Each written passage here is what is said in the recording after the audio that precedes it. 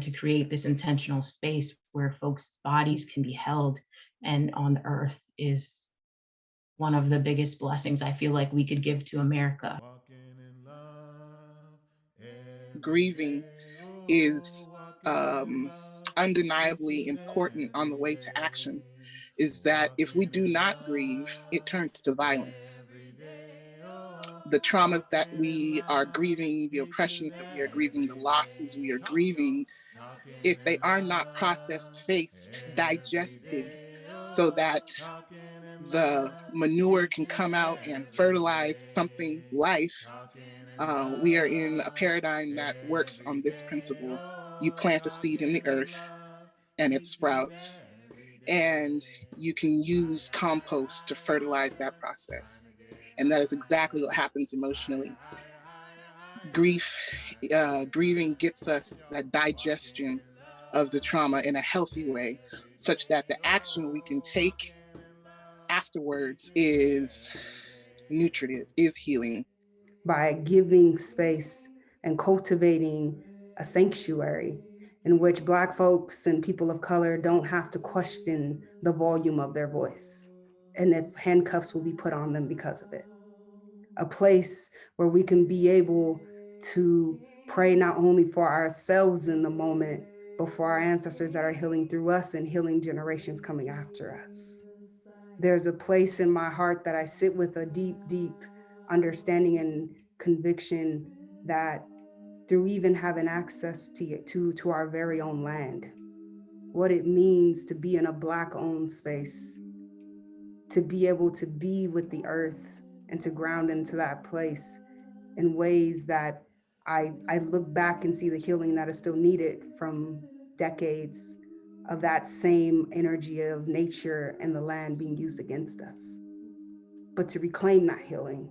I have never in my life been able to grieve or do any kind of work like this on land that was controlled by people of the global majority or by African heritage folks.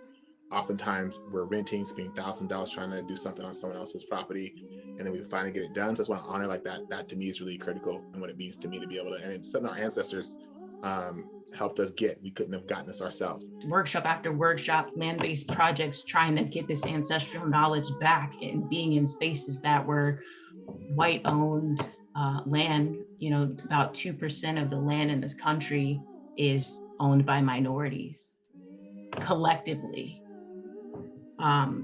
The atrocities that I faced in those spaces, to be able to touch the earth and do earth building with Black folks is the biggest gift to me. And I don't have I don't have any words. I just have feelings.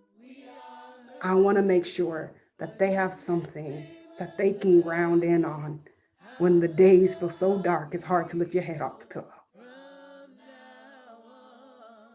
And that they know that they are not doing it alone, and that they know that we are taking actions to make this movement a place where they can find that healing internally, within community, with the earth, that all of those places are the ways in which they are grounding in to their healing. We're building here in the high desert, but we hope to have a mobile section that goes around and goes to places where grief is happening, goes where the carnage is, and brings that support. Just want to name that we're birthing it. We hope to have satellite movements of this too. When I think about grief to action, there's no way to move forward without addressing what has already happened. And one of the ways that we do that is with our bodies and not with our minds. And when I think about the billions of African heritage folks around the planet that need a safe space to grieve, every single person that feels displaced from the land that they actually were born to and removed from, and the documents have been destroyed on purpose, and this life that has been created in every single sector of housing, food, water access, healthcare, you name it, has been pushed against us. To have a place, after feeling displaced, that's what grief to action is.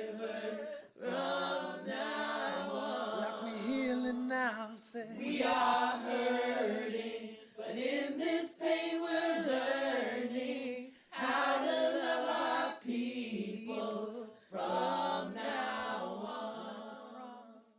this is ungoogleable. What we're doing is ungoogleable. And because what you're doing, it is now Googleable.